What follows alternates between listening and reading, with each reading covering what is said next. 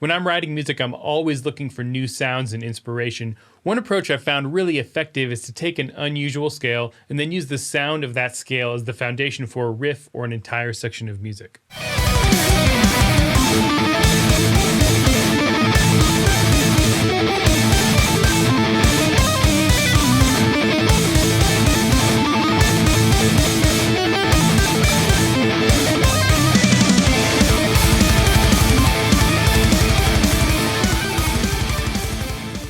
I'm going to share a couple of scales that I like to use personally, but more importantly than the specific scales, I want to share my process when I'm using a new scale, because it's more than just playing the scale up and down. The first scale I want to look at is Dorian sharp 4, which is the fourth mode of harmonic minor. I am planning on doing some lessons on the major scale modes at some point, not sure when I'm going to get around to that, but those are really common sounds in the world of prog, and in this lesson I want to look at some less common scale sounds. The first step when learning a new scale is, of course, to learn the notes from that scale and how to play it. I'm going to use D Dorian sharp 4 here for this example, which has the notes D, E, F, G sharp, A, B, C, and back to D. Here's a 2-octave 3-note per string scale shape.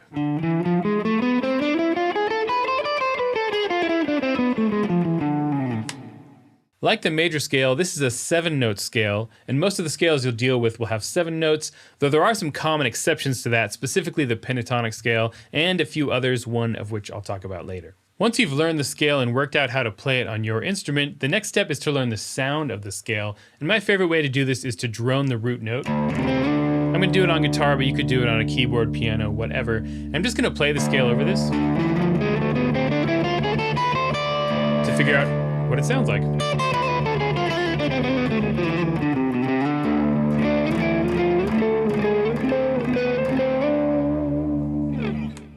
As I'm doing this, I'm listening for the overall vibe of the scale, but specifically notes that are the most interesting and colorful. In this case, the sharp 4 and the major 6.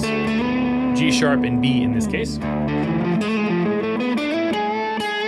So I can lean into those notes if I want to really amplify the sound of the scale.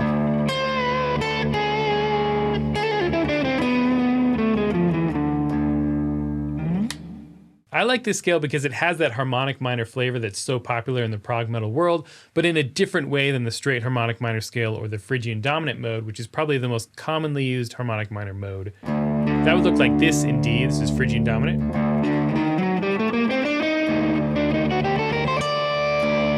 As opposed to Dorian sharp 4.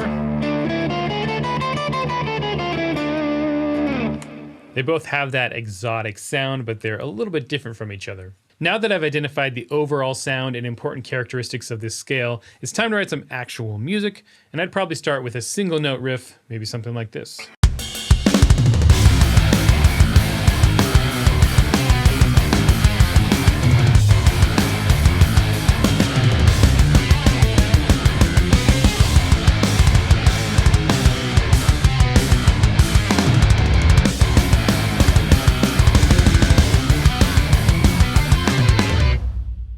I'm specifically targeting that sharp 4 and the major 6. And this is maybe not the most inspired riff, but I'm starting to learn the character of this scale, and I'm getting some ideas for how I might use it in an actual song. The next step is to figure out all of the chords that come from the scale, and I'll start by building triads off of each note of the scale, and here are those.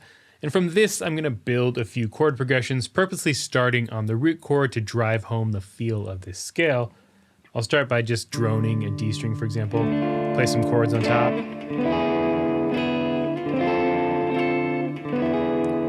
Maybe do some 2-chord vamps.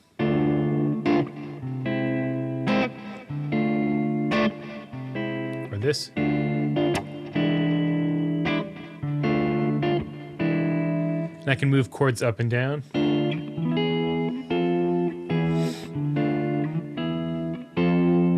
Or the other way.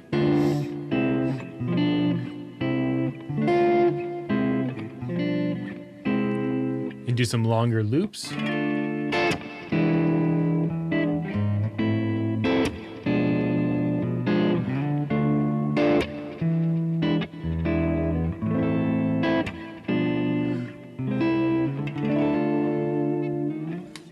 Here are two real-world examples of this scale in action. The first is this riff from my song Reignition.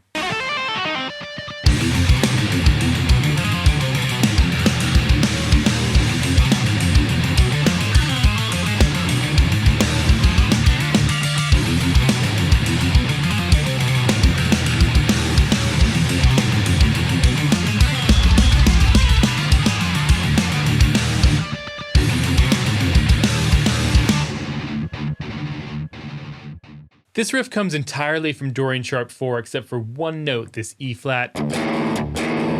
And this note is honestly just the classic metal trope of having the first fret and the open low string. And just because you're mostly using one scale in a riff doesn't mean you can't break out of that wherever you want, but this riff is still clearly in that harmonic minor sound.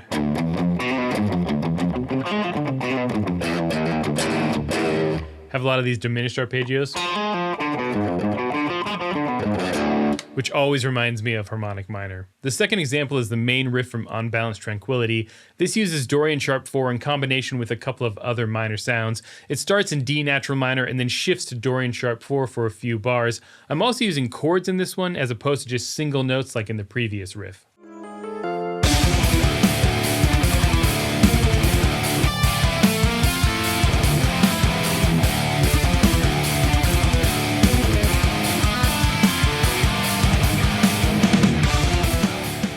Weaving between these minor sounds draws even more attention to the exotic flavor of this scale. It can work well to just stay in one scale for a long period of time, but it can also work well to just hint at a scale for part of a riff or a section. Next, I want to take a look at an even more uncommon scale.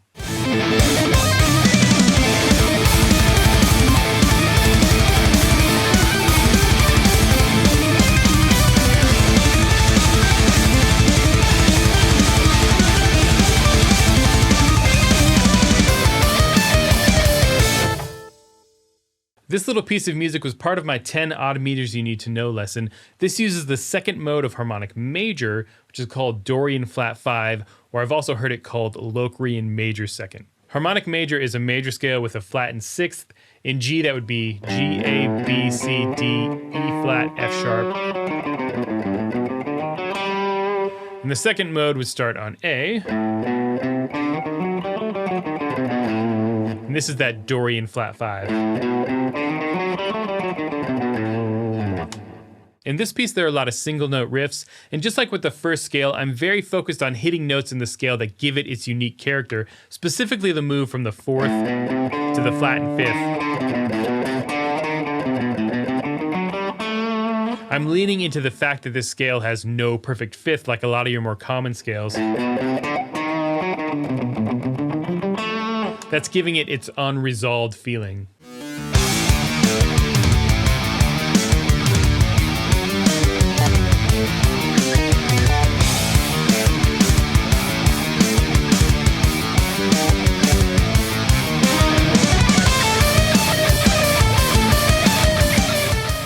In this first riff from this piece, which you just heard, I'm using every single note from the scale, and right off the bat, it's doing the 4 to flat 5 move, really leaning into that sound, as well as making sure to target the F sharp, the major sixth.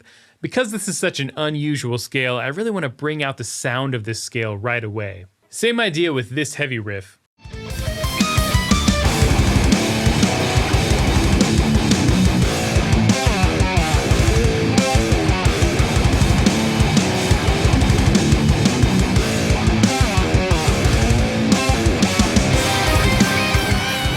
Notice how it doesn't do a power chord at the beginning of the riff, instead it does this tritone power chord, because a normal power chord wouldn't fit in the scale.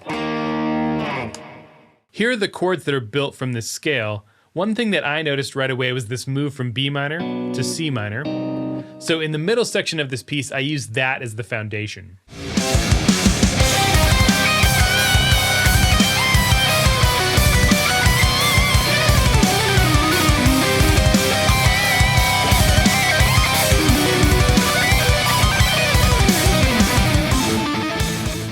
The half-step minor chord move is really cool, and it actually happens a lot in metal, though I think it's often done kind of devoid of theory. There's so much of metal that just comes from what sounds good, and this half-step minor chord move just sounds good. In this case, I'm able to come at it through theory and this interesting scale, but it doesn't have to happen that way. And that's the beauty of theory. It can explain a lot of things or offer suggestions, but at the end of the day, theory is a tool, and the final product of the music is always most important. The last scale to look at in this lesson is not a 7-note scale, it actually has 8 notes, and that's the diminished scale or the octatonic scale. This is a symmetrical scale that's completely constructed of half steps and whole steps, or vice versa. And there are 2 versions of this scale, the half whole, which does half step, whole step, or the whole half, which does whole step, half step. And built off of E, they would look like this. This is the half whole. And then the whole half. If I do this on one string, you really see what's going on. Half step or 1 fret, 2 frets or a whole step, half step, whole step. So 1 fret, 2 frets, 1 fret, 2 fret. If you're playing a stringed instrument. The symmetrical nature of this scale means anything you play in the scale can be moved up or down a minor third and stay within the scale. On guitar, that means I could play, move it up a minor third or 3 frets.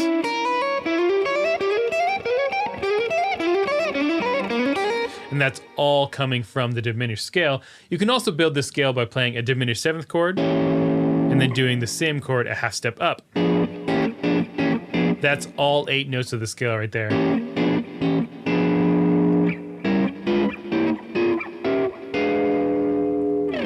And this diminished sound works so well for those dark, outside sounding riffs. This 8-string breakdown riff from Solar Storm uses the E whole half diminished scale. Notice the fast lead guitars harmonized in tritones, once again taking advantage of the symmetrical nature of this scale.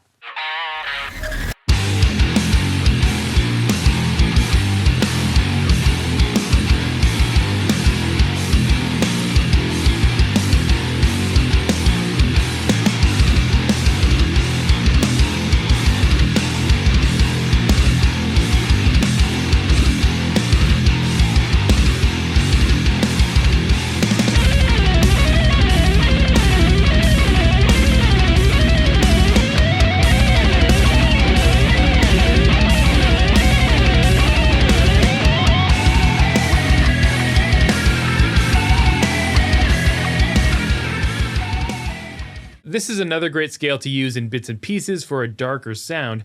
In a couple of specific parts of the Great Stereopticon instrumental sections, I hint at a darker vibe by using this diminished scale.